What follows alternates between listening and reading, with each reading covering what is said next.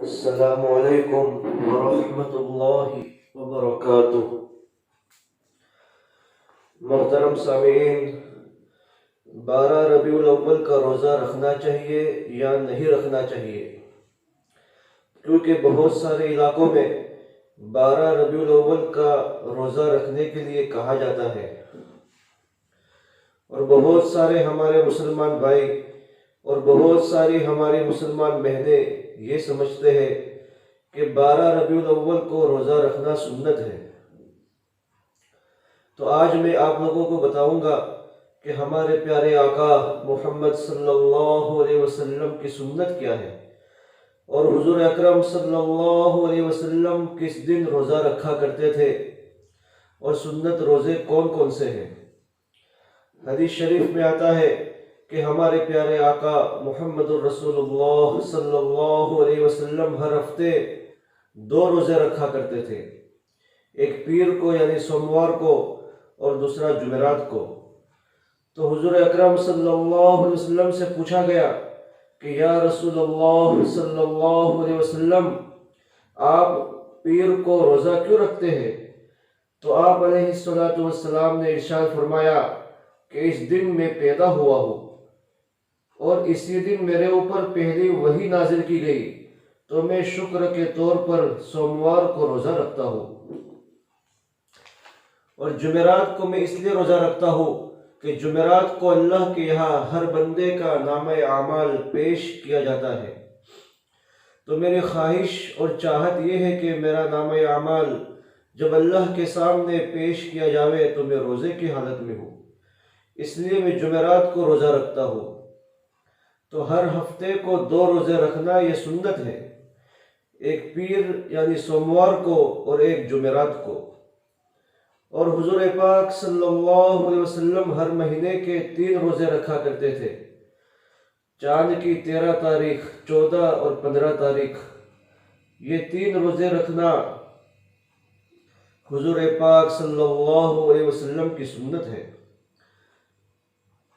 تو گویا حضور پاک صلی اللہ علیہ وسلم ہر مہینے کی 13، 14 اور 15 تاریخ کو روزے رکھا کرتے تھے، اور سوموار اور جمعرات کو روزہ رکھنا سنت ہے۔ اب 12 ربیع الاول کا روزہ تو حضور پاک صلی اللہ علیہ وسلم نے نہ کبھی 12 ربیع الاول کو روزہ رکھا، بلکہ ساری زندگی میں کبھی 12 ربیع الاول کو روزہ نہیں رکھا، اور نہ 12 ربیع الاول کو روزہ رکھنے کے لیے کہا گیا، اور نہ 12 ربیع الاول کو روزہ رکھنا سنت ہے۔ کسی بھی حدیث سے ثابت نہیں ہے کہ 12 ربیع الاول کو روزہ رکھا ہو حضور پاک صلی اللہ علیہ وسلم نے، یا آپ نے فرمایا ہو کہ 12 ربیع الاول کو روزہ رکھو۔ اس لیے ہمارے وہ بھائی اور وہ بہنیں جو سمجھتے ہیں کہ 12 ربیع الاول کو روزہ رکھنا سنت ہے، تو اچھی طرح سے یہ بات سمجھ لو کہ 12 ربیع الاول کو روزہ رکھنا سنت نہیں ہے۔ دیکھیے، جو چیز سنت ہے اسی کو ہمیں سنت سمجھنا چاہیے، جو چیز سنت نہیں ہے اسے ہمیں سنت نہیں سمجھنا چاہیے۔ اگر کوئی چیز سنت نہیں ہے اور ہم اسے سنت سمجھ رہے ہیں تو یہ غلطی ہے اور یہ گناہ ہے۔ اسی طرح سے جو چیز سنت ہے اور ہم اسے سنت نہیں سمجھ رہے ہیں تو یہ بھی گناہ ہے۔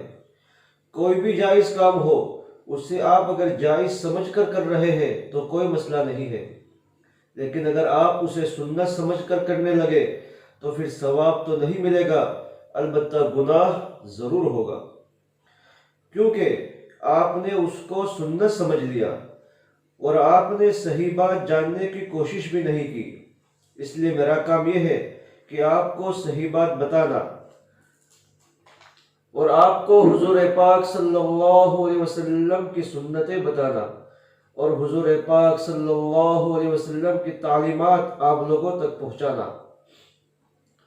اب سوال یہ پیدا ہوتا ہے کہ 12 ربیع الاول کو روزہ نہ رکھے تو کب رکھے؟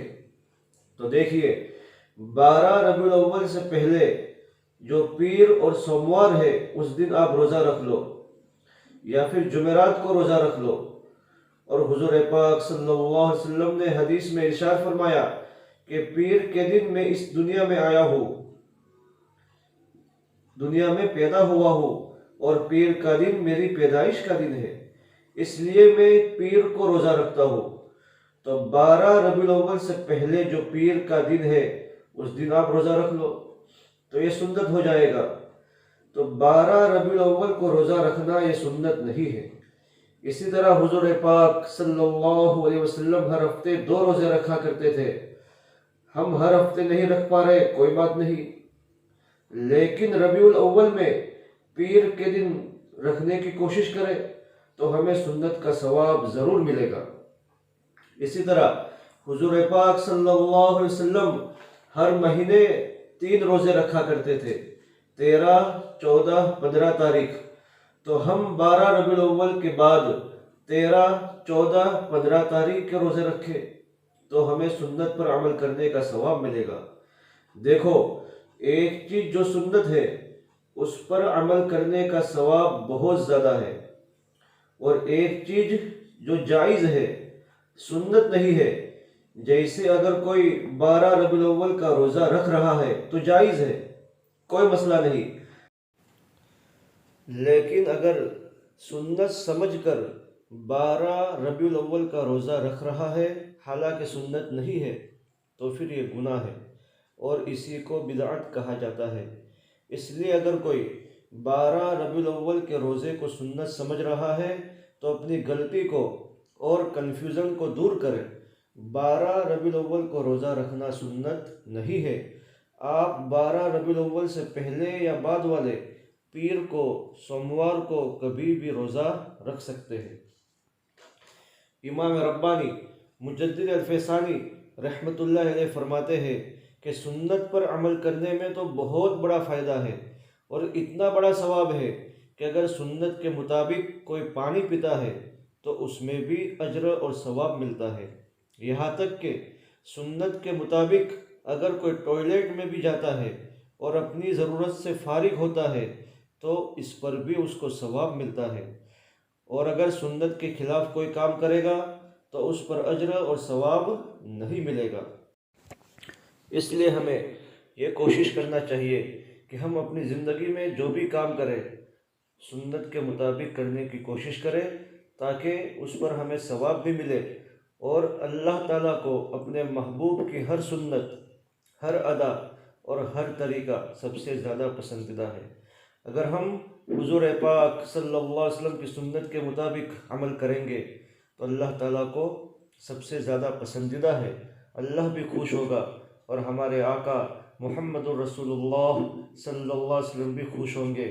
اللہ پاک ہم سب کو سنت کے مطابق زندگی گزارنے کی توفیق عطا فرمائے۔ آپ لوگوں سے میری گزارش ہے کہ اس کلپ کو، اس ویڈیو کو زیادہ سے زیادہ آگے شیئر کرے تاکہ مسلمانوں کے لیے سنت کے مطابق زندگی گزارنا آسان ہو جاوے۔